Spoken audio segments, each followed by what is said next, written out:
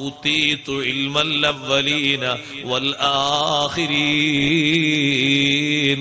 പൂർവികരുടെയും പിൽക്കാലത്തുള്ളവരുടെയും ഇൽമ് എനിക്ക് നൽകപ്പെട്ടു എന്ന് ഹബീബ് റസൂലുള്ളാഹി സല്ലല്ലാഹു അലൈഹി വസല്ലം പറയുന്നു. ആധുനിക യുഗത്തിലെ IT സംവിധാനങ്ങളെ കൊണ്ട് ലോകം പുരോഗമിക്കുമ്പോ ഈ ലോകത്തെ വിഷയങ്ങൾ നോക്കിക്കണ്ട് പ്രവചിച്ച ഒരേ ഒരു നേതാവാണ് ഹബീബ് റസൂലുള്ളാഹി സ്വല്ലല്ലാഹു അലൈഹി വസല്ലം. അവിടുത്തെ പ്രവചനങ്ങൾ പുലരുന്നതാണ് നമ്മൾ കാണുന്നത്. അതവിടുത്തെ അറിവിന്റെ വിശാലതയാണ്. തങ്ങൾ ലോകത്ത് പറയുന്ന കാര്യമെല്ലാം അവിടുന്ന് പറഞ്ഞിട്ടുണ്ടോ? ആ കാര്യങ്ങളൊക്കെ നമ്മൾ അനുഭവിക്കുന്നവരാ സഹോദരങ്ങളെ. ഈ സമാനിനെ കുറിച്ച് തങ്ങൾ അന്ന് പറഞ്ഞത്, അന്ന് നോക്കിക്കണ്ട ഇൽമു മുഴുവനും ഇങ്ങോട്ട് പകർത്തി തന്നത് നമ്മൾ ഇന്ന് അനുഭവിക്കുകയാണ്. ആ കൂട്ടത്തിലൊന്നല്ലേ എന്റെ ഉമ്മത്തിന്റെ അവസാനം വരുന്ന വിഭാഗം, അവര് ഖംറിനെ ഹലാലാക്കുമെന്ന് ഹബീബ് റസൂലുള്ളാഹി സ്വല്ലല്ലാഹു അലൈഹി വസല്ലം. ഖംർ നിഷിദ്ധമാക്കിയിരുന്ന അറേബ്യൻ രാഷ്ട്രങ്ങളിൽ പോലും ഖംർ ഹലാലാക്കുന്ന പദ്ധതി വരുമ്പോ വിശുദ്ധമായ മക്കത്തുൽ മുക്കറമയിലും മദീനയിലും വരെ ആ ഒരു രംഗം സംജാതമാകുമ്പോ നമ്മൾ വായിക്കുന്നത് തങ്ങളുടെ ഖൗലാണ്. അന്ന് തങ്ങൾ പറഞ്ഞു എന്റെ ഉമ്മത്ത് ഇത് ഹലാലാക്കുമെന്ന് പറഞ്ഞപ്പോ വളരെയധികം അത്ഭുതത്തോടെ സ്വഹാബത്ത് ചോദിച്ചു, അല്ലാഹുവിന്റെ റസൂലേ, എങ്ങനെയാണ് ഈ ഉമ്മത്ത് ഇത് ഹലാലാക്കുക? വഖദ് ബുയ്യിന ഫീഹി മാ ബുയ്യിന, വ്യക്തമായി അതിന്റെ വിഷയങ്ങളൊക്കെ, ദുരന്ത ഫലങ്ങളൊക്കെ വിശദീകരിക്കപ്പെട്ടിട്ടില്ലേ? മദ്യത്തിന്റെയും മയക്കുമരുന്നിന്റെയും ദുരിതങ്ങൾ വ്യക്തമാക്കി വിശദീകരിച്ചു കൊടുത്തിട്ടില്ലേ? പിന്നെ എങ്ങനെയാണ് ഈ ഉമ്മത്തത് ഹലാലാക്കുക? തങ്ങൾ പറഞ്ഞത് കണ്ടോ, നമ്മൾ ഇന്നത് അനുഭവിക്കുകയാണ്. ഇന്നഹും സയുസമ്മൂനഹാ ബിഗൈരി ഇസ്മിഹാ, മറ്റു പല പേരും പറഞ്ഞവരത് അനുവദനീയമാക്കും. ഖംറിന് പേരൊന്നു മാറ്റും. ഇത് നിങ്ങൾ ആ ഖുർആനിലും ഹദീസിലും പറയുന്ന ഖംറല്ല, അത് ആൽക്കഹോളാണ്. ഇത് അപ്പറഞ്ഞ ഖംർ ബ്രാൻഡിയാണ്. അല്ലെങ്കിൽ ഇത് 4 അക്ഷരത്തിന്റെ റോളിൽ വരും. ഇത് MDMA ആണ്, ഇത് PPM ആണ്, കുറെ അക്ഷരക്കൂട്ടങ്ങളായി വരും. അങ്ങനെ വിവിധ പേരുകൾ പറഞ്ഞിട്ട് ഈ ഉമ്മത്ത് ഇത് ഹലാലാക്കുമെന്ന് കാലേ കൂട്ടി പ്രവചിച്ച നേതാവ് ഹബീബ് റസൂലുള്ളാഹി സ്വല്ലല്ലാഹു അലൈഹി വസല്ലം. തങ്ങളെ വാക്ക് ഇന്ന് യാഥാർത്ഥ്യമായി പുലർന്ന് നമ്മൾ അനുഭവിക്കുകയാണ്. അവിടുന്ന് പറഞ്ഞില്ലേ സ്ത്രീരംഗ പ്രവേശനത്തെ കുറിച്ച്? വിശുദ്ധമായ മക്കയിലും മദീനയിലും വരെ നിങ്ങൾ നോക്ക്, സ്ത്രീകൾ പരസ്യമായി രംഗത്തിറങ്ങി പുരുഷന്മാർ ചെയ്യുന്ന എല്ലാ ജോലികളിലും മേൽക്കൈ നേടുകയാണ്. നിസ്കാരത്തിന്റെ വിഷയത്തിൽ അറേബ്യയിൽ കുറവ് വന്നുപോയി. നിസ്കാരം അവസാനം ആളുകൾക്കൊരു പുച്ഛമായി തോന്നുമെന്ന് നബി സല്ലല്ലാഹു അലൈഹി വസല്ലം കാലക്കൂട്ടി ഓർമ്മപ്പെടുത്തി. 10-25 വർഷം മുമ്പ് സൗദിയിൽ ജോലി ചെയ്ത ഒരുപാട് മുഖങ്ങൾ ഈ സദസ്സിലുണ്ട്. അന്ന് പോയാലും ഇന്ന് പോയാലും മാറ്റം കാണാം. അന്നൊരു ദുഹ്ർ വാങ്ക് കൊടുക്കുമ്പോഴേക്ക് അസ്സലാ അസ്സലാ അസ്സലാ അസ്സലാ എന്ന് മുത്തവ്വമാര് അനൗൺസ്മെന്റ് നടത്തി. ഷട്ടറുകൾ മുഴുവനും മടിപ്പിച്ച് തായോട്ട് വലിച്ച് പള്ളിയിലേക്കുള്ളൊരു നിർദ്ദേശം വരുമ്പോ അതാരുടെ പാരമ്പര്യമാണെന്നറിയുമോ? മഹാന്മാരായ സ്വഹാബത്തിന്റെ പാരമ്പര്യമാണ്.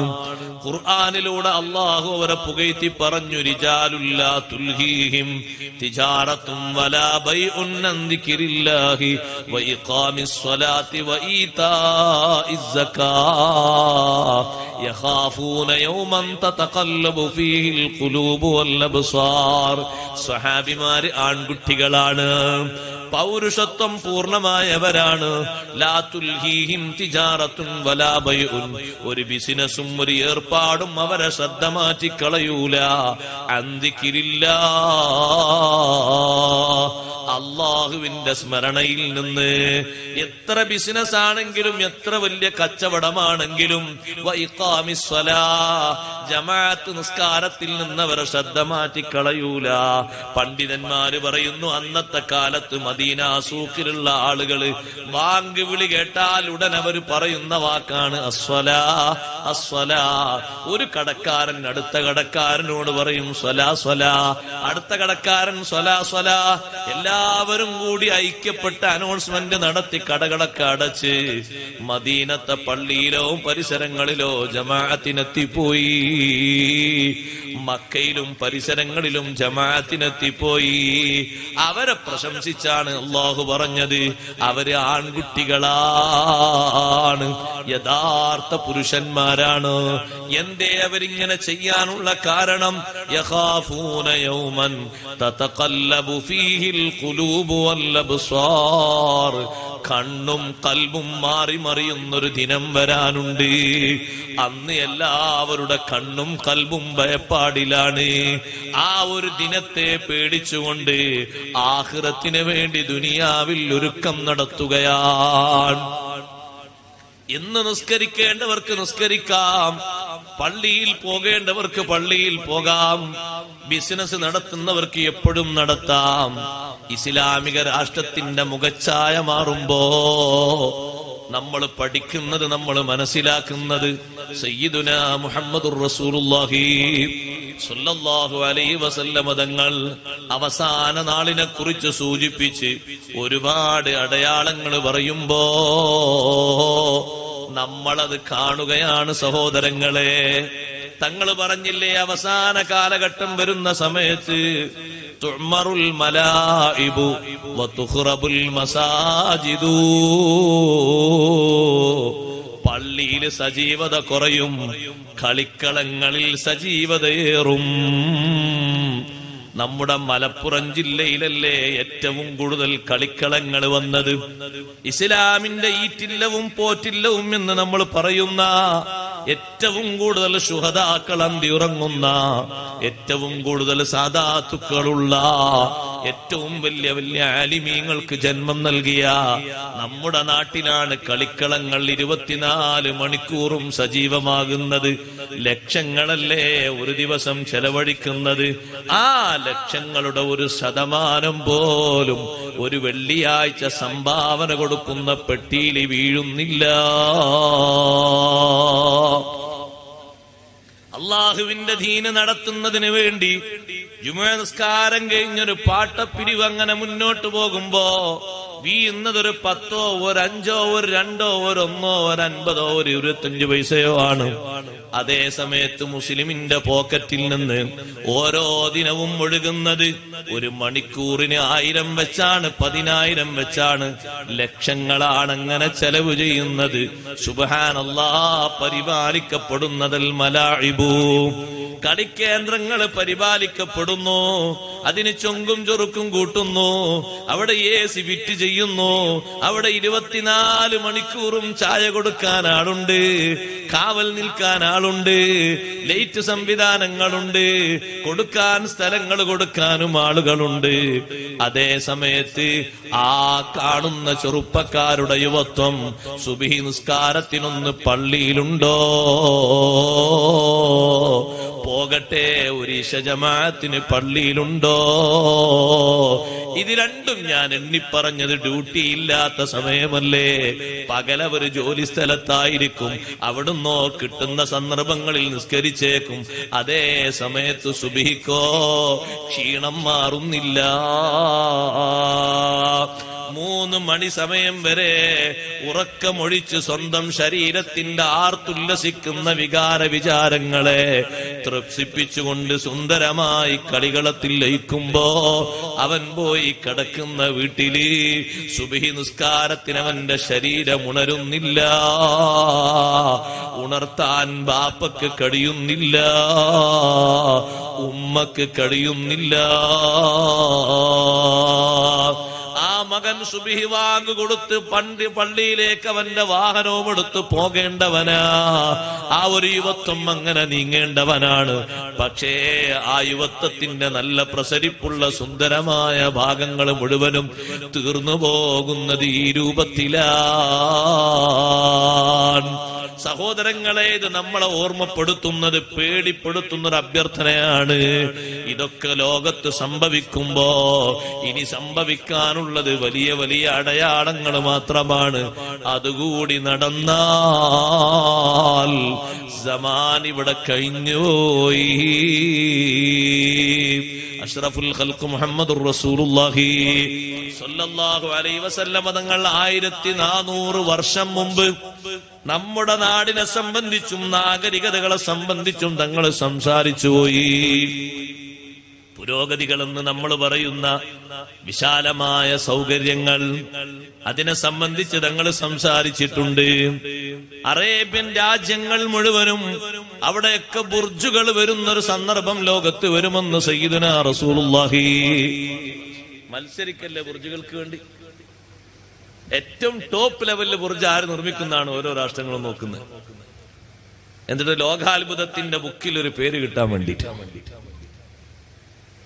അവിടെ ഉണ്ടാക്കിയ ബുർജിനേക്കാളും കൂടുതൽ നില വേണം. എന്നാലേ ശരി. സംവിധാനങ്ങൾ അങ്ങനെ പോരാ. പിന്നെ 4 ഭാഗത്തുനിന്നും ഒപ്പം ഒരേ രൂപത്തിൽ അങ്ങോട്ട് മുകളിലേക്ക് എത്തിപ്പെടാനുള്ള സംവിധാനം വേണം. തായ് ഭാഗത്തുനിന്ന് മുകളിലേക്ക് 110ാം നിലയിലേക്ക് കാർ ഓടിച്ചു പോകാനുള്ള സൗകര്യം വേണം. അങ്ങനെ ആലോചിച്ചുകൊണ്ടിരിക്കും. അങ്ങനെ പ്രത്യേക രീതിയിൽ സൗകര്യ സംവിധാനങ്ങളൊക്കെ വർദ്ധിക്കുന്നതിനെ സംബന്ധിച്ച് തങ്ങൾ കാലക്കൂട്ടി പറഞ്ഞിട്ടുണ്ട്. ബിൽഡിങ്ങുകളുടെ ഉയർച്ചയെ പറ്റി പറഞ്ഞിട്ടുണ്ട്. എല്ലാം പറഞ്ഞിട്ടുണ്ട്. ഇത് ഞാൻ പറഞ്ഞുകൊണ്ടുവന്നത് അല്ലാഹു തആല അവിടുത്തേക്ക് നൽകിയ ഇൽമിന്റെ ആഴമാണ്. അലം നശ്റഹ് ലക സ്വദ്റക്, അങ്ങയുടെ മനസ്സ് നാം വിശാലമാക്കി തന്നില്ലയോ നബിയെ? മുന്നിൽ വന്നു നിൽക്കുന്ന ഒരു മനുഷ്യന്റെ എല്ലാ ഗതികളും വിഗതികളും അറിഞ്ഞുകൊണ്ട് ചികിത്സിക്കുന്ന ഹബീബ് റസൂലുള്ളാഹി സ്വല്ലല്ലാഹു അലൈഹി വസല്ലം തങ്ങൾ ഓരോരുത്തരുടെയും അവസ്ഥക്കനുസരിച്ച് തങ്ങൾ മറുപടി പറഞ്ഞിട്ടുണ്ട്. ചിലര് വന്ന് ചോദിക്കും, അയ്യുൽ അമാലി അഫ്ളലു, ഏറ്റവും നല്ല കർമ്മം ഏതാണ് നബിയേ? അവരോട് തങ്ങൾ കൊടുക്കുന്ന മറുപടി അസ്വലാത്തു ലിവഖ്തിഹാ. എല്ലാവർക്കും ഇതേ മറുപടിയാണോ? അല്ല, വഖ്തിന് നിസ്കരിക്കലാണ്. നിസ്കാരം അതിന്റെ സമയത്ത് നിർവഹിക്കലാണ്. മറ്റൊരാള് വന്ന് ചോദിക്കുമ്പോ തങ്ങൾ കൊടുക്കുന്ന മറുപടി ഇത്ആമുത്ആം, മറ്റുള്ളവർക്ക് ഭക്ഷണം കൊടുക്കലാണ്. എന്തേ അദ്ദേഹത്തോടും നിസ്കാരം പറയാതിരുന്നത്? അയാളിൽ നിസ്കാരം പവർഫുള്ളാണ്, പക്ഷേ അന്നം കൊടുക്കുന്നിടത്ത് കുറച്ച് പിശുക്കാണ്. അപ്പൊ സ്വന്തം കുടുംബത്തിന് കൊടുക്കുന്നതും കൂട്ടുകാർക്ക് കൊടുക്കുന്നതും നന്നാക്കി കൊടുക്കണം. ഭക്ഷ്യയോഗ്യമായ നല്ല നല്ല ഭക്ഷണങ്ങൾ വാങ്ങിച്ചു കൊടുക്കണം. അവിടെ പിശുക്ക് വേണ്ട. കല്യാണത്തിന് മാത്രം നല്ല ഭക്ഷണം, ബാക്കിയുള്ള ദിവസങ്ങളിലൊക്കെ കഴിക്കുന്ന ഭക്ഷണം വളരെ പരിമിതമായി ലളിതമായി അല്ലാഹു തആല തന്നിട്ടും ഒക്കെ കൂടി ചെലവാക്കാൻ കഴിയില്ല എന്നുള്ള നിലക്ക് ഇങ്ങനെ വളരെ അഥവാ ഒരു മീൻകാരം വന്നാ പറയും 5 മത്തി മതി, 6ാമത്തെ മത്തി വേണ്ട. അല്ല, 2 ഏറെ എന്നിട്ട് 5 മതി. കാരണം ഇവിടെ ആകെ 5 ആൾക്കാരുണ്ട്, ഒരാൾക്ക് 1 മത്തി കണക്കിന്. അല്ല, ആരെങ്കിലും ഉച്ചക്ക് ഗസ്റ്റായി വന്നാലോ, വരുമ്പോഴല്ലേ, അപ്പൊ ഈ കിട്ടിയതൊന്ന് പീസ് പോതിയാക്കിയാ മതി. ലളിത ജീവിതം നയിക്കാൻ മാത്രം പ്രാരാബ്ധമുള്ള ആളാണോ നോക്കിയിട്ടല്ല. എന്നാ പിന്നെ എന്നും മത്തി വാങ്ങുമ്പോ ഒരു ചെറിയ ചേഞ്ച് കൊണ്ട് ഒരു ദിവസമെങ്കിലും ഒരു വേറൊരു മത്സ്യം വാങ്ങിക്കൂടും. അത് വേണ്ടെന്ന്, ദുന്യാവല്ലേ. ഇവിടെ ഈ ദുന്യാവ് എന്ന് പറയുമ്പോ വേറെ ചില രൂപഭാഗങ്ങൾ നോക്കുമ്പോ വായിക്കുന്നില്ല. ഇവിടെ മാത്രം ഒരു ദുന്യാവിന്റെ വായന. അയാൾക്ക് കാണാനും നോക്കാനും ഉപയോഗിക്കാനുള്ള ഫോണിലേക്ക് അയാൾ ഒരു മാസം കയറ്റുന്നത് 500-600 രൂപയാണ്. ആകെ ഒരു മാസം ആ വീട്ടിൽ മത്സ്യം വാങ്ങിയ നോക്കുന്ന സമയത്ത് ആകെ 320 ആയിട്ടുള്ളൂ. അത്രയും കുറച്ച് കഴിവിനനുസരിച്ചാണ് അവിടെ ചെലവഴിക്കേണ്ടത്. എങ്ങനെ ചെലവഴിക്കണം? കഴിവുള്ളവൻ കഴിവനുസരിച്ച് ചെലവഴിക്കണമെന്ന് റബ്ബ് തആല പഠിപ്പിക്കും. കഴിവ് തന്നവൻ അല്ലാഹുവാണ്. ആ കഴിവിൽ ഏറ്റവും നന്നായി ചെലവഴിക്കേണ്ടത് നല്ല ഭക്ഷണം കൊടുത്തു കുടുംബത്തെ പോറ്റലാണ്, നല്ല ഭക്ഷണം കൊടുത്തു കുടുംബത്തെ സേവിക്കലാണ്. അതിന് അല്ലാഹു നമ്മുടെ കയ്യിൽ ഏൽപ്പിച്ച ഒരു ചെറിയ ഉപകരണമാണ്, ചെറിയ ഒരു സഹകരണമാണ് സമ്പത്ത്. അത് ശാശ്വതമല്ല. ഉള്ള കാലത്ത് നല്ല രൂപത്തിൽ ചെലവഴിക്കണം. ഭക്ഷണം കഴിച്ചു കഴിയുന്ന കുടുംബത്തിലെ മക്കളൊക്കെ അൽഹംദുലില്ലാഹ് നല്ല റാഹത്തുള്ള ഭക്ഷണം എന്ന് പറയുമ്പോ ബാപ്പക്ക് വലിയ സന്തോഷമാണ്, വലിയ പ്രതിഫലമാണ്. എന്തേ ആ പ്രതിഫലത്തിന്റെ തോത് വർദ്ധിക്കാനുള്ള കാരണം അല്ലാഹു നൽകിയ അനുഗ്രഹത്തിന് നന്ദി ചെയ്യാൻ, നന്ദി പറയാൻ കാരണമായി വർത്തിച്ചത് ബാപ്പയാണ്. ആ ബാപ്പാന്റെ സമ്പാദ്യത്തിൽ നിന്ന് ആവശ്യത്തിനനുസരിച്ച് ചെലവഴിച്ചപ്പോ മക്കൾക്കും കുടുംബത്തിനും സന്തോഷമാണ്. അതുകൊണ്ടല്ലേ നിങ്ങൾ നോക്ക്, വെള്ളിയാഴ്ചയാകുമ്പോ നമ്മുടെ നാടുകളിലൊക്കെ നല്ല മാംസം വാങ്ങുന്നു. എല്ലാവരും മാംസം വാങ്ങുന്നു. വെള്ളിയാഴ്ച ശ്രേഷ്ഠമായ ദിവസമാണ്. ആ ദിവസത്തിൽ ഒരു നല്ല ഭക്ഷണം കുടുംബത്തിന് കൊടുക്കാൻ അല്ലാഹു കബൂൽ ചെയ്യുമാറാകട്ടെ. അവിടെ പിശുക്ക് വേണ്ട, അവിടെ കയർക്കേണ്ടതില്ല. മനസ്സറിഞ്ഞ് ചെലവഴിക്കണം. ധാരാളിത്തവും ധൂർത്തും വേണ്ട. ഏതെങ്കിലും തലത്തിൽ നമ്മളോട് എന്തെങ്കിലും സാധനം കുറഞ്ഞുപോയി അല്ലെങ്കിൽ തീർന്നുപോയി എന്ന് പറയുമ്പോഴേക്കും ഇത്ര പെട്ടെന്ന് തീർന്നുപോയോ എന്ന് ചിന്തിക്കരുത്. അത് ഇനിയും വാങ്ങാനാണ് അല്ലാഹു തആല നമ്മളെ കയ്യിൽ ഈ ദുനിയാവ് കുറച്ച് ഏൽപ്പിച്ചത്. അതുകൊണ്ട് അതിനനുസരിച്ച് അങ്ങനെ കൊടുക്കുമ്പോൾ മറ്റൊരു ഭാഗത്തിലൂടെ അല്ലാഹു തആല അങ്ങനെ തരും. അതിൽ കുറവൊന്നും ഉണ്ടാകും. സമ്പാദിക്കാനുള്ള ആരോഗ്യമൊക്കെ അല്ലാഹു തആല നിലനിർത്തുന്നത് ഈ രൂപത്തിലൊരു കുടുംബത്തെ ഇങ്ങനെ വളർത്തി കൊണ്ടുവരാനാണ്, അവർക്ക് നന്നായി കൊടുക്കാനാണ്. അപ്പൊ ഭക്ഷണം കൊടുക്കണം എന്നൊരാളോട് മറുപടി അറിയാൻ കാരണം അതിൽ കുറച്ച് കുറവുണ്ട്. മൂന്നാമത്തെ ഒരാൾ വന്ന് ചോദിക്കുന്നു, അയ്യുൽ അമാലി അഫ്ളൽ. അപ്പൊ അദ്ദേഹത്തോട് പറയുന്നു, തുഖ്രി ഉസ്സലാമ അലാ മൻ അറഫ്ത വമൻ ലം തഅരിഫ്. നിനക്ക് പരിചയമുള്ളവരോടും ഇല്ലാത്തവരോടും നീ സലാം പറയണം. സലാമിന്റെ വിഷയം കുറച്ച് കുറവാണ് എന്നർത്ഥം. വേറൊരാള് വന്നപ്പോ തങ്ങൾ പറയുന്നു, ഏതാ നല്ല അമല്? ബിർറുൽ വാലിദൈൻ, മാതാപിതാക്കൾക്ക് സേവനം ചെയ്യലാണ്. 4 തരത്തിലുള്ള ഉത്തരം നോക്ക് നിങ്ങൾ. 4 തരത്തിലും ഉത്തരം പറയാൻ ഹബീബ് റസൂലുള്ളാഹി സ്വല്ലല്ലാഹു അലൈഹി വസല്ലം നിങ്ങൾക്ക് അല്ലാഹു തആല വിശാലമായ ഇൽമു നൽകി. വന്ന ആളെ കുറിച്ച് അയാളുടെ ഗതിവിഗതികളൊന്നും പറയാതെ ഉത്തരം പറഞ്ഞ് വിഷയം പറഞ്ഞ് ആളെ നന്നാക്കാൻ. ആ തങ്ങൾ മുന്നിൽ വന്ന് നിൽക്കുന്ന ആളോട് പറയുന്നു, ഇങ്ങനെയാ നിങ്ങൾ ചെയ്യേണ്ടത്. ആ ആള് അതുകൂടി ശ്രദ്ധിക്കുമ്പോ ആള് ഉഷാറായി. ബാക്കിയുള്ള എല്ലാ അമലുകളും ആളിലുണ്ട്. ആ ഒരു വിഷയത്തിലെ കുറവുള്ളൂ. ആ കുറവും കൂടി തീർത്തു കൊടുത്ത് ആളുകളെ നന്നാക്കുകയാണ്. മുന്നിൽ വന്ന് നിൽക്കുന്ന ആൾ എത്ര സ്വകാര്യത മറച്ചു വച്ചാലും തങ്ങൾക്ക് അള്ളാഹു നൽകിയ വിശാലമായ ഇൽമു കൊണ്ട് അള്ളാഹു അത് പുറത്തെടുത്ത് പറയാൻ വേണ്ടി നിർദ്ദേശിക്കുമ്പോ പുറത്തു പറയുകയാണ്.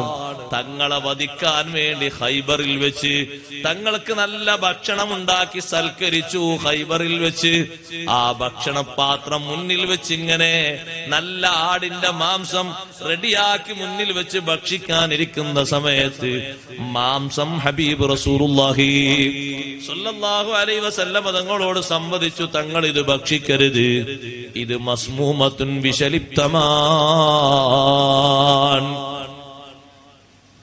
തങ്ങൾ ഭക്ഷണം കഴിക്കുന്നുണ്ടോ എന്ന് സ്വഹാബത്തൊക്കെ നോക്കി തങ്ങൾ ഇങ്ങനെ എടുത്തതിന്റെ ശേഷമാണ് അവരെടുക്കുള്ളൂ. ബിസ്മി അല്ലി തങ്ങൾ ഇങ്ങനെ കൈവച്ച് ഇങ്ങനെ എടുത്തിട്ട് ശേഷം അവരെടുക്കുള്ളൂ. അതിന് മുമ്പ് ആരും കൈവെക്കൂല. തങ്ങൾ ബിസ്മി അല്ലി കൈവച്ചോ നോക്കും. ബിസ്മി അല്ലി കൈവച്ചാൽ പിന്നെ സ്വഹാബത്തും കൈവെക്കും. കൂട്ടത്തിൽ ഒരു സഹാബി തങ്ങൾ ഭക്ഷിക്കാൻ തുടങ്ങിയല്ലോ എന്ന് കൈവച്ചപ്പോ കണ്ടപ്പോ ഒരു സഹാബി തുടങ്ങിയില്ലേ, ഇനി തുടങ്ങാന്നുള്ള ആൾക്ക് ഒരു കഷ്ണം കഴിച്ചു, സ്പോട്ടിൽ മരണപ്പെട്ടു പോയി, വഫാത്തായി പോയി. അത്രയും ഉഗ്രം വിഷമാണ് അതിൽ ചേർത്തിരിക്കുന്നത്. തങ്ങൾ ഈ ഭക്ഷണം ഉണ്ടാക്കിയത് ആരാന്ന് ചോദിച്ചു. അപ്പൊ ഒരു പെണ്ണ് വന്നിട്ട് പറഞ്ഞു, ഞാനാ ഭക്ഷണം ഉണ്ടാക്കിയത്. ഉടനെ തങ്ങൾ ചോദിച്ചു, ഇതിലെന്തിനാ വിഷം ചേർത്ത്? ഈ ആട്ടിറച്ചിയിൽ എന്തിനാ വിഷം ചേർത്തത്? നിങ്ങൾ നോക്കി, തങ്ങൾക്ക് അല്ലാഹു നൽകുന്ന വിശാലത, അവിടുത്തെ ഖൽബിന് അല്ലാഹു നൽകുന്ന സൗന്ദര്യം നോക്ക്. നമ്മളെ മുന്നിലൊന്ന് കൊണ്ടെന്ന് വെച്ചാൽ നമുക്കറിയോ ഇതേതാ ഭക്ഷണം എന്നറിയോ? ബഹുമാനപ്പെട്ട ബിശ്റുൽ ഹാഫി റളിയല്ലാഹു അൻഹുവിന്റെ കറാമത്തിൽ പഠിപ്പിക്കുന്നത് കാണാം. ബിശ്റുൽ ഹാഫി തങ്ങൾ ഭക്ഷണത്തിന്റെ മുന്നിലെത്തിയാൽ ഭക്ഷണം അങ്ങോട്ട് കണ്ട മഹാനവറുകൾക്ക് അറിയും അത് ഹലാലാണോ ഹറാമാണോ. ഹലാൽ അല്ലെങ്കിൽ മഹാനവറുകൾ വേഗം എഴുന്നേറ്റു, അസ്സലാമു അലൈക്കും പറ്റട്ടോ പിന്നെ വരാന്ന് പറയും. അങ്ങനെ തിരിച്ചറിയാനുള്ള ഒരു കഴിവ് മഹാനവറുകൾക്ക് അല്ലാഹു നൽകിയിരുന്നു. അതൊരു വലിയാണ്. ഇത് അഷ്റഫുൽ ഖൽഖ് റസൂലുള്ളാഹി സ്വല്ലല്ലാഹു അലൈഹി വസല്ലം തങ്ങളാണ്. ആ പെണ്ണിനോട് ചോദിച്ചു, ഇതിലെന്തിനാ വിഷം പുരട്ടിയത്? പെണ്ണ് പറഞ്ഞു, വിഷം പുരട്ടിയത് നിങ്ങളൊരു നബിയാണെങ്കിൽ വിഷം നിങ്ങൾക്ക് പരിക്കേൽപ്പിക്കൂലെന്ന് എനിക്ക് നന്നായി അറിയാം. അതേ സമയത്ത് നിങ്ങൾ നബിയല്ല. ജനങ്ങളെ വാചാലത കൊണ്ട് സ്വീകരിച്ച് കൈപ്പിടിയിൽ ഒതുക്കിയ ആളാണെങ്കിൽ ജനങ്ങൾ നിങ്ങളങ്ങ് പോയാൽ സ്വസ്ഥമായവർക്ക് ജീവിക്കാമല്ലോ, നിങ്ങളെ നിയന്ത്രണങ്ങളിൽ അവർ ഒതുങ്ങിക്കഴിയേണ്ടതില്ലല്ലോ എന്ന് കരുതി ചെയ്തതാ. സത്യത്തിൽ വിഷം പുരട്ടാൻ ആ പെണ്ണിന് നിർദ്ദേശം കൊടുത്തത് യഹൂദികളാണ്. വിഷം കൊടുത്ത് അഷ്റഫുൽ ഖൽഖ് സ്വല്ലല്ലാഹു അലൈഹി വസല്ലം തങ്ങളെ വധിക്കാനാണ് അവരുടെ ചതി. പക്ഷേ അല്ലാഹു തആല അവിടുത്തേക്ക് വിശാലമായ ഇൽമു നൽകിയപ്പോ പിന്നവരെ ചതിയിൽ അവിടെ കുടുങ്ങാനില്ല. അവരെ ചതിയിൽ തങ്ങൾ ഏർപ്പെടുന്നില്ല. തങ്ങൾക്ക് അല്ലാഹു തആല അത് തിരിച്ചറിവ് നൽകിയിട്ടുണ്ട്. അലം നശ്റഹ് ലക സദ്റക്. മുന്നിൽ വന്ന് നിൽക്കുന്ന ശത്രുവിനോട് തങ്ങൾ കാര്യം പറഞ്ഞു കൊടുത്തില്ലേ? നിങ്ങൾ വന്നത് എന്തിനാണ്? നിങ്ങളുടെ ലക്ഷ്യം എന്താണ്? നിങ്ങളുടെ ഉദ്ദേശം എന്താണ്? ഓരോന്നും തങ്ങൾ എണ്ണി എണ്ണി പറയുമ്പോ ആ ശത്രുവിന്റെ മനസ്സ് വിശാലമാവുകയാണ്. തങ്ങളെ വിശാലമായ മനസ്സുകൊണ്ട് ആരോരും അറിയാത്ത സ്വകാര്യം സൂക്ഷിച്ചുകൊണ്ട് ഉള്ളിൽ വെച്ച് തങ്ങളെ ചതിക്കാൻ വേണ്ടി വന്ന ആളോട് നിങ്ങൾ വന്ന കാര്യം ഇതല്ലയോ എന്ന് എണ്ണിയങ്ങ് ചോദിക്കുമ്പോ മനസ്സിന്റെ ഉള്ളിൽ നിന്ന് കറനീക്കി മനസ്സിന്റെ ഉള്ളിലെ സ്വകാര്യം ഈ മഹാവ്യക്തിക്ക് അറിയിച്ചു കൊടുത്തത് അല്ലാഹു തന്നെയാണ് എന്ന് മനസ്സിലാക്കി ഷഹാദത്ത് അവർ ഉറപ്പിക്കുന്നു. അതുകൊണ്ടല്ലേ അഷ്റഫുൽ ഖൽഖ് റസൂലുള്ളാഹി സ്വല്ലല്ലാഹു അലൈഹി വസല്ലം തങ്ങളുടെ ഉപ്പയുടെ സഹോദരനായ Abbas bin Abdul Muttalib Badr യുദ്ധത്തിലെ തടവുകാരിൽപ്പെട്ട ആളാണ്.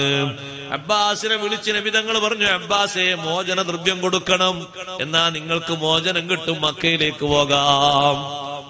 അബ്ബാസ് പറഞ്ഞു, എന്റെ കയ്യിൽ കാശൊന്നുമില്ല നബിയെ, ഞാൻ പച്ച പാവാണ്, കൊടുക്കാൻ വല്ലതും വേണ്ടേ? അപ്പൊ തങ്ങൾ അടുത്തേക്ക് വിളിച്ചു, അബ്ബാസ് ഒന്ന് വരി, ഒന്ന് ചോദിക്കട്ടെ. അടുത്തേക്ക് വിളിച്ചിട്ട് ചോദിച്ചു, അബ്ബാസ് നിങ്ങൾ മറന്നോ? നിങ്ങളെ വീട്ടിന്റെ ഉള്ളിലൊരു അറയുണ്ടാക്കി, അറയുടെ താഴെ പിന്നെയും ഒരു അറയുണ്ടാക്കി, സ്വർണവും വെള്ളിയൊക്കെ പതുക്കെ വളരെ ഭദ്രമായി സൂക്ഷിച്ച് അടപ്പിട്ട് മേലാപ്പൊക്കെ ഇട്ട് പൂട്ടിയത് നിങ്ങൾ മറന്നോ? സുബ്ഹാനല്ലാഹ്, അബ്ബാസ് എന്നവരെ മനസ്സ് വിശാലമായി പോയി. അഷ്റഫുൽ ഖൽഖ് റസൂലുള്ളാഹി സ്വല്ലല്ലാഹു അലൈഹി വസല്ലം തങ്ങളോട് അബ്ബാസ് ബിൻ അബ്ദുൽ മുത്തലിബ് പറഞ്ഞു, അങ്ങ് റസൂലാണ്, അല്ലാഹുവിന്റെ റസൂലാണ്, സത്യമായും നബിയാണ്. കാരണം മറയുണ്ടാക്കിയത് എന്റെ ഭാര്യ അറിയില്ല, എന്റെ മക്കൾ അറിയില്ല, എന്റെ കുടുംബക്കാരൊന്നും അറിയില്ല, ഞാൻ സ്വന്തം ചെയ്തൊരു ഏർപ്പാടാണത്. ഈ ഒരു വിവരം കൃത്യമായി തങ്ങൾ എന്നോട് പറഞ്ഞ പുരുഷന്മാര് സ്വർഗത്തിൽ പ്രവേശിക്കൂല. ആരാ നബിയെ? 3 വിഭാഗം ആളുകൾ. ചോദിച്ചപ്പോ തങ്ങൾ പറഞ്ഞു, ഒന്ന് അൽആഖുലി വാലിദൈഹി, മാതാപിതാക്കളെ വെറുപ്പിക്കുന്നവനാണ്, അവൻ സ്വർഗത്തിൽ പോകൂല എന്ന് പറഞ്ഞാല് ശിക്ഷയുണ്ടെങ്കിൽ ആ ശിക്ഷ നരകത്തിൽ വെച്ച് അനുഭവിച്ചതിന് ശേഷമേ സ്വർഗത്തിൽ പോകൂ. അല്ലെങ്കിൽ ഈ ചെയ്ത കാര്യം അവന്റെ വിശ്വാസത്തെ കളയുന്ന രൂപത്തിലായിട്ടുണ്ടെങ്കിൽ കാലകാലം അവൻ നരകത്തിലാണ്. അല്ലാഹു നമ്മളെ കാത്തുരക്ഷിക്കട്ടെ. ആ ചെയ്ത വൻകുറ്റം ഹലാലാകുന്ന പരുവത്തിലാണ് അവൻ ചെയ്തത്. ഈ വാപ്പാനും ഉമ്മാനും വെറുപ്പിച്ചുകൊണ്ടൊന്നും ഞാൻ നരകത്ത് പോകൂല. ഇറ്റങ്ങളൊക്കെ എന്നോ വെറുപ്പിക്കേണ്ടതാണ്, എന്നോ അടിക്കേണ്ടതാണ്, എന്നോ കൊല്ലേണ്ടതാണ്. ആ തരത്തിലുള്ള വിശ്വാസപ്രകാരം, ആ തരത്തിലുള്ള ആശയപ്രകാരം, മൂർച്ചപ്രകാരമാണ് അവൻ ചെയ്തതെങ്കിൽ അല്ലാഹ് ഹറാമാക്കിയത് ഹലാലാക്കിയിട്ടല്ലേ ചെയ്തത്. ആ നിലക്ക് നോക്കുമ്പോ അവന്റെ ഈമാന് പറന്നുപോയി. അങ്ങനെയെങ്കിൽ അവൻ തീരെ സ്വർഗത്തിലെത്തൂല, കാലകാലം നരകത്തിലാണ്. അതേ സമയത്തൊരു കുറ്റകൃത്യം എന്ന നിലക്കാണ് അവനിൽ നിന്നുണ്ടായത്, വേറൊരു വകുപ്പ് കൊണ്ടും അത് പൊറുക്കപ്പെട്ടു പോയിട്ടില്ല. അവൻ ബാപ്പക്ക് വേണ്ടി ഉമ്മക്ക് വേണ്ടി കരഞ്ഞ് ഇസ്തിഗ്ഫാറും തൗബയും നടത്തിയിട്ടില്ല, അല്ലെങ്കിൽ അവരെ പ്രാർത്ഥന കൊണ്ട് അല്ലാഹു പൊറുത്തു കൊടുത്തിട്ടില്ല, അല്ലെങ്കിൽ അവരും പൊരുത്തം കൊടുത്തിട്ട് അല്ലാഹു മാപ്പ് കൊടുത്തിട്ടില്ല, വേറൊരു വിധേനയും പൊറുക്കപ്പെട്ടിട്ടില്ല. ആഖിറത്തിലെത്തുമ്പോ ആ ശിക്ഷയും കറയും അങ്ങനെ ബാക്കിയുണ്ടോ? എന്നാ നരകത്തിലെത്തിയിട്ട് ആ തിക്തഫലം അനുഭവിച്ചിട്ടല്ലാതെ സ്വർഗത്തിൽ പോകൂല. രണ്ടാമത്തെ ആള് വദ്ദയ്യൂസ്. ആരാ നബിയേ ദയ്യൂസ്? അത് ഞങ്ങൾക്ക് മനസ്സിലാകുന്നില്ല. ഇന്നതിന്റെ സമാനാണ്. അള്ളാഹു നമ്മളെ കാത്തുരക്ഷിക്കട്ടെ. സ്വന്തം ഇണയെ മറ്റുള്ളവർക്ക് ഉപയോഗപ്പെടുത്താൻ വിട്ടുകൊടുക്കുന്ന ഭർത്താവ്, സ്വന്തം ഭർത്താവ് മറ്റു ഇണകളുമായി സല്ലപിക്കുമ്പോ പ്രശ്നമാക്കാത്ത ഭാര്യയുമാണ്. ഇണകൾ തമ്മിൽ അന്യോന്യം ഫ്രണ്ട്സുകളെ സ്വീകരിച്ച് വേണ്ട വികാര വിചാരങ്ങളിൽ ഏർപ്പെടും.